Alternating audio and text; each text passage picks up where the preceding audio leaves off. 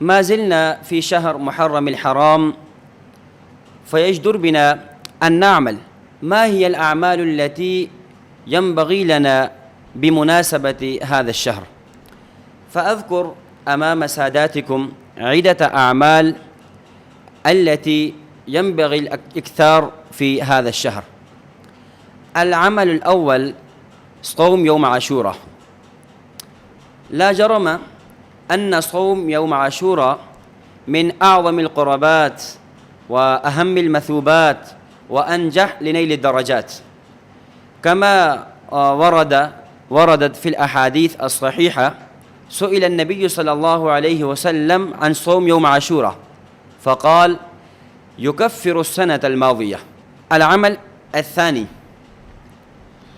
التوسع على أهله وعياله في المأكولات والمشروبات، كما رواه الإمام الطبراني رحمه الله، وكذلك إمام البيهقي رحمه الله في شعب الإيمان.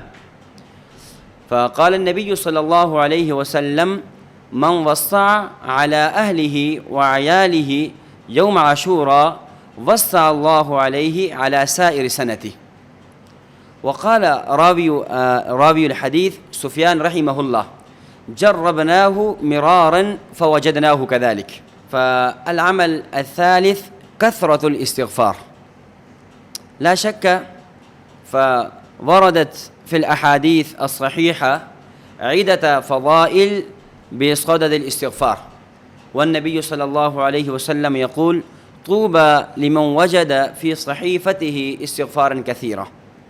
فحري بنا أن نكثر هذه الأعمال الثلاثة، وكذلك أعمال أخر الذي يوصلنا إلى رضا الرحمن.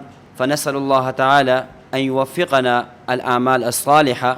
اللهم انفعنا بما علمتنا وعلمنا ما ينفعنا.